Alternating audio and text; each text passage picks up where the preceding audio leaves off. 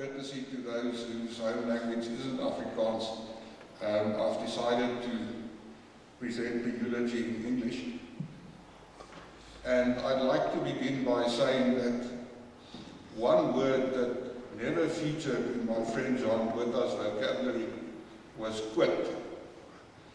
From the day that I met him nearly 35 years ago until his dying day, he supported Western Province, he smoked camel, he drank Bacardi and Coke in a tall glass with lots of ice and a slice of lemon, and he served the South African Air Force to the best of his abilities.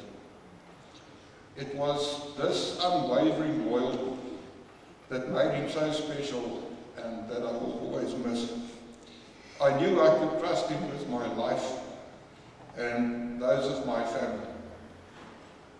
His loyalty also translated into a tremendous generosity.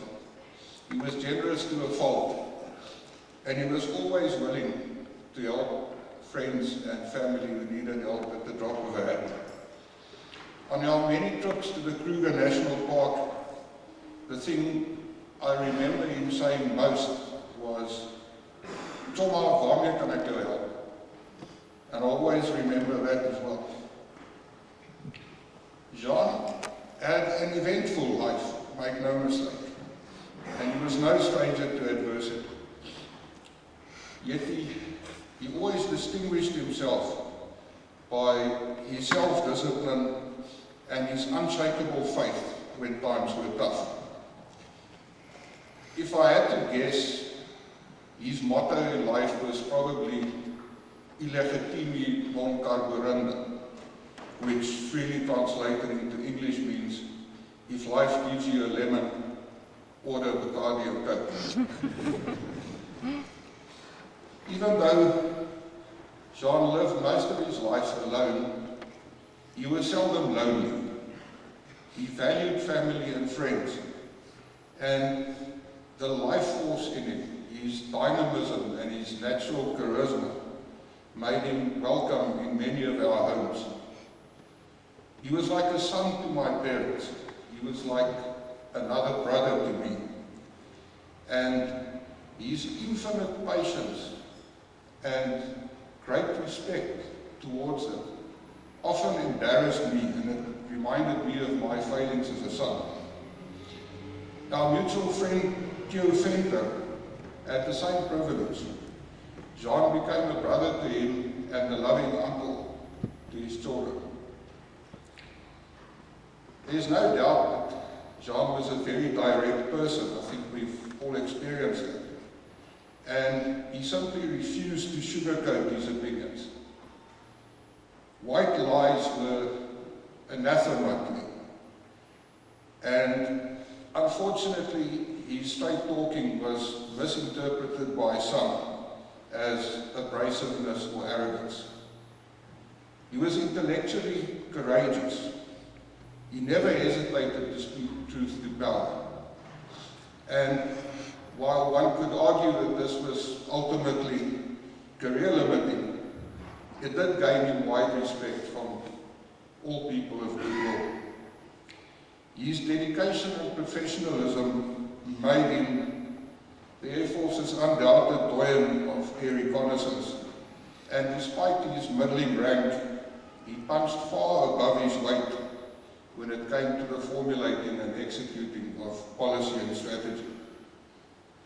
His passing away, I believe, leaves a very big pair of shoes to fill.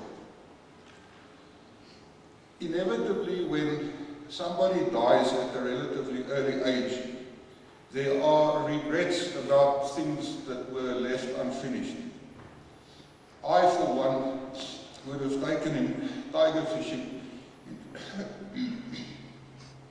in 2 weeks' time, something that we'd been threatening to do for years and somehow always kept putting off. But despite the unticked boxes of his life, I would argue that in time we will understand the Lord's timing. Our friend had achieved serenity in his last years. I saw how strong his faith had grown. And I saw that he had made peace with his career prospects and his circumstances in life generally. He had found two happy places. The one was Kier's farm near Vryburg, and the other one was the Kruger National Park, where he and I had spent so many wonderful times. And he made the time to spend enough of it in these two happy places of his.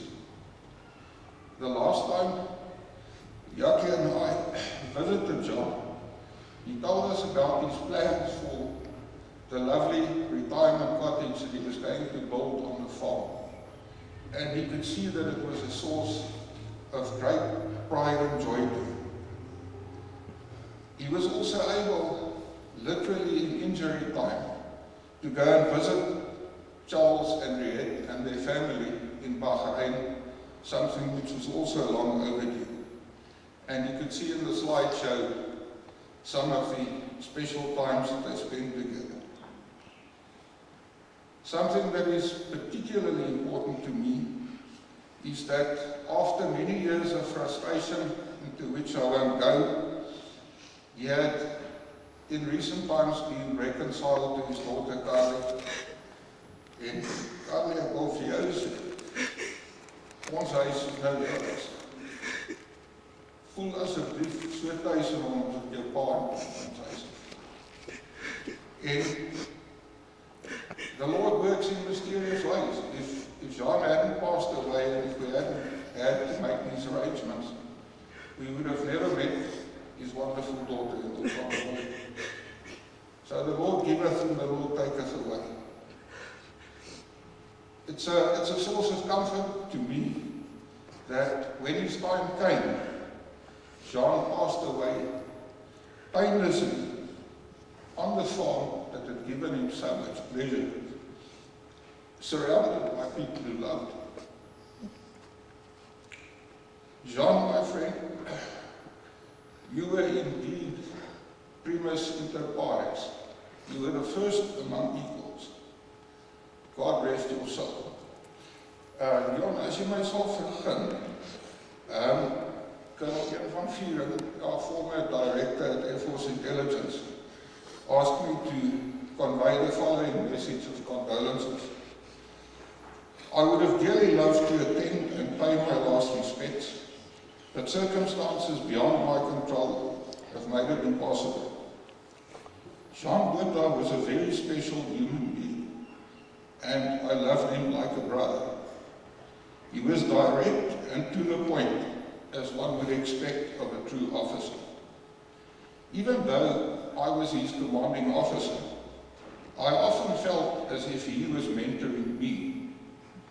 I could talk to him about a wide range of subjects, and he had with that characteristic naughty smile of his. He was a man among men, and I will miss him. Regards, here.